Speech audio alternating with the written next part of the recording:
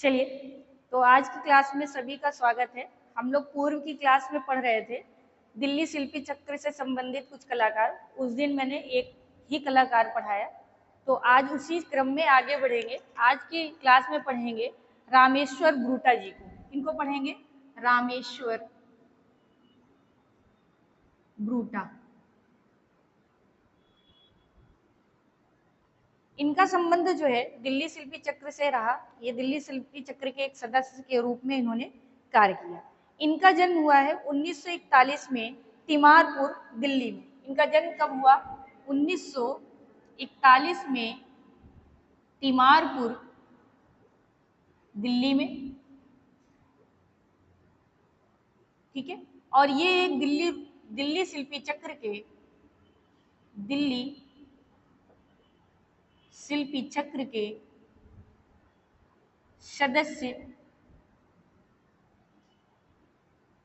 सदस्य कलाकार के रूप में जाने गए। ठीक है। अब बात करते हैं इन्होंने प्रशिक्षण कहाँ से लिया। इनकी प्रारंभिक जो शिक्षा थी कहाँ से हुई? तो प्रशिक्षण, इनका जो प्रशिक्षण हुआ था वो हुआ था दिल्ली कॉलेज ऑफ आर्ट्स, नई दिल्ली से। दिल्ली कॉलेज ऑफ आर्ट्स, नई दिल्ली से।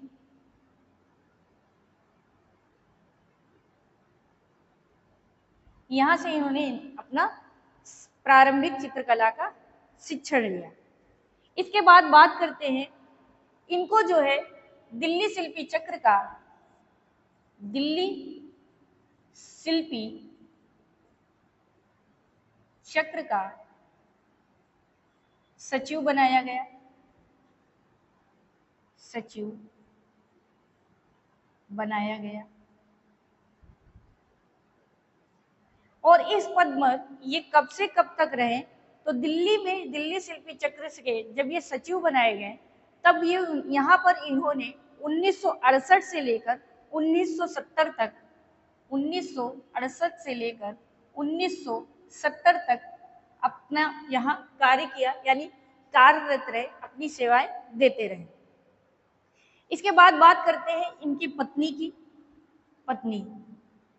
इनकी पत्नी कौन थी, उनका क्या नाम था? तो पत्नी जो थी वो थी वसुंधरा तिवारी भूटा। वसुंधरा तिवारी भूटा। ठीक है। और ये एक चित्रकार के रूप में जानी गई। ये भी क्या थी? एक चित्रकार, कलाकार थी। ठीक है। तो इनकी पत्नी कौन थी? वसुंधरा तिवारी, और जो कि चित्रकार के रूप में जानी गई। सभी लोगों से निवेदन है, क्लास में जो लोग विजिट करते हैं वो एक बार क्लास को लाइक जरूर करें, सब्सक्राइब जरूर करें। बहुत कंजूसी करते हैं आप लोग। ठीक है। चलिए, इसके बाद प्रवक्ता पद कलाकार त्रिवेणी संगम, नई दिल्ली, 1967 में इन्होंने यहाँ कार्य किया। यानी प्रवक्ता पद पर कहाँ कार्य किया? तो इन्होंने जो है त्रिवेणी कला संगम, नई दिल्ली में, त्रिवेणी कला संगम, नई दिल्ली में कार्य किया। कब? तो 1967 में यहाँ पर रहे। कब रहे? तो 1967 में यहाँ कार्य किया इन्होंने। इसके बाद आपने एक फिल्म निर्देशित की थी। ठीक है। फिल्म निर्देशित की। कौन सी फिल्म थी? तो उस फिल्म का नाम था biography of a crime. Biography, ठीक है, बायोग्राफी ऑफ ए क्राइम,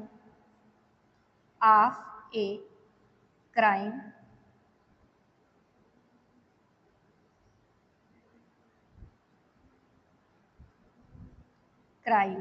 ठीक है। इस नाम से इस फिल्म को इन्होंने निर्देशित किया। ठीक है, इसके बाद आगे थोड़ी सी इनकी सम्मान की बात करेंगे, आपको कौन कौन से सम्मान प्राप्त थे। ठीक है,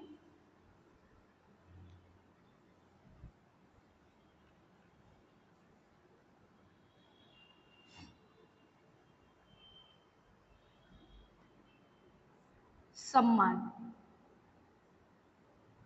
कौन कौन से सम्मान इन्हें प्राप्त हुए। तो 1997 में 1997 में, ठीक है, आईफेक्स नई दिल्ली, आईफेक्स नई दिल्ली के द्वारा, ठीक है, किसके द्वारा, आईफेक्स नई दिल्ली के द्वारा इन्हें कला विभूषण सम्मान से सम्मानित किया गया। किससे, कला विभूषण सम्मान से सम्मानित किया गया। ठीक है, इसके बाद इन्हें और कौन सा अवार्ड प्राप्त हुआ, तो आपको वर्ष 2013 में, आपको वर्ष 2013 में, ठीक है, 2013 में लाइफ टाइम अचीवमेंट अवार्ड दिया गया। लाइफ टाइम अचीवमेंट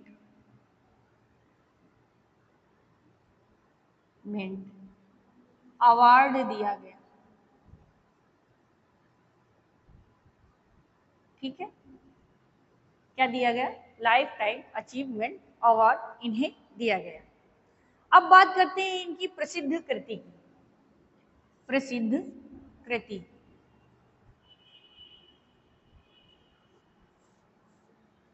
इनकी जो प्रसिद्ध कृति है वो कौन सी है, मेटामॉर्फोसिस, मेटामॉर्फोसिस। ठीक है, मेटामॉर्फोसिस ये इनकी सबसे प्रसिद्ध कृति है, जो कि तैल माध्यम से 1995 में बनाई थी। तैल माध्यम 1995 में बनाई थी। ठीक है, कब बनाई, तो 1995 में बनाई थी। और ये सुरक्षित कहाँ है वर्तमान में, तो वर्तमान में यह राष्ट्रीय आधुनिक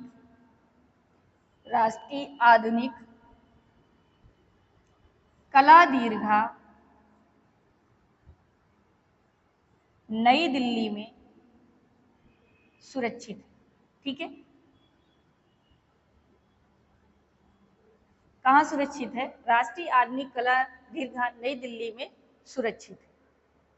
ये एक ऐसे कलाकार थे जिन्होंने बालों को एकदम रियलिस्टिक दिखाने के लिए या एकदम रियल दिखाने के लिए क्या करते थे, तो ये करते क्या थे, कैनवास को जो रहता था उसको ब्लेड के माध्यम से खुरचते थे और खुरच कर इच्छित प्रभाव पैदा करते थे। तो लिख लीजिए, आप एक ऐसे कलाकार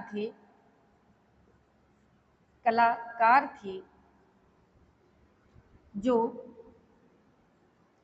बालों को रियल दिखाने के लिए, है ना, या सजीव, ऐसे भी लिख सकते हैं, रियल या सजीव, रियल दिखाने के लिए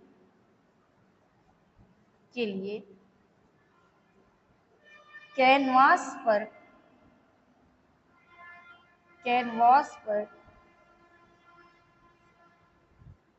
ब्लेड से खुरच कर इच्छित प्रभाव उत्पन्न करते थे। ठीक है, यानी एकदम रियल लगने लगे ऐसी ये कोशिश करते थे और ब्लेड का प्रयोग करते थे। अब बात करते हैं इनकी प्रसिद्ध श्रृंखला या सीरीज। ठीक है, श्रृंखला कहिए या सीरीज। इनकी जो प्रसिद्ध श्रृंखला या सीरीज थी वो थी ऐप सीरीज, ऐप सीरीज। ठीक, ये सबसे प्रसिद्ध थी। इसके अलावा इन्होंने एक और बनाई थी, ठीक है, लेकिन ऐप सीरीज जो है 1970-1980 के दशक में इन्होंने बनाई। कब?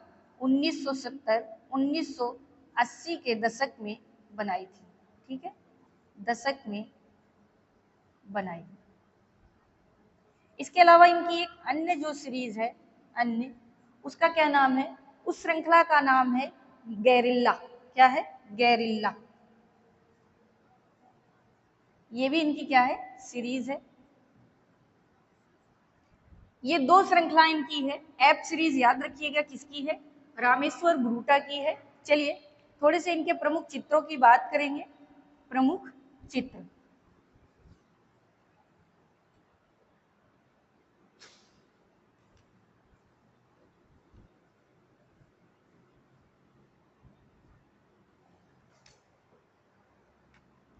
प्रमुख चित्र, इनके प्रमुख चित्र कौन कौन से हैं? तो प्रत्यारोपण, युद्धबंदी, प्रत्यारोपण, युद्धबंदी, युद्धबंदी। ठीक, नेक्स्ट है आजाद सिपाही, आजाद सिपाही। नेक्स्ट है anatomy of the dead, anatomy, anatomy.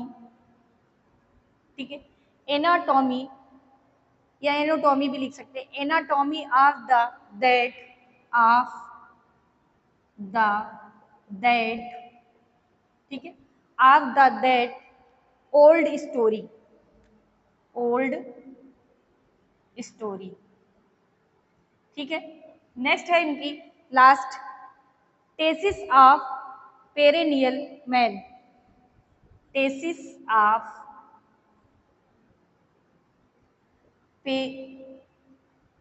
Perennial man. तो ये इनके कुछ चित्र थे। केवल इनकी सीरीज को बहुत ध्यान से याद रखिएगा। और आपका निधन 2019 में हो गया। ठीक है, इनकी मृत्यु कब हुई? 2019 में हो गई। तो आज की क्लास में थे रामेश्वर ब्रूटा। कल कोशिश है कि 1890 ग्रुप से कुछ स्टार्ट किया जाए आपके लिए। तो जो लोग क्लास को विजिट करते हैं वो एक बार लाइक जरूर करें, सब्सक्राइब करें, शेयर करें। आज की क्लास के लिए बस इतना ही। सभी लोगों को बहुत बहुत धन्यवाद।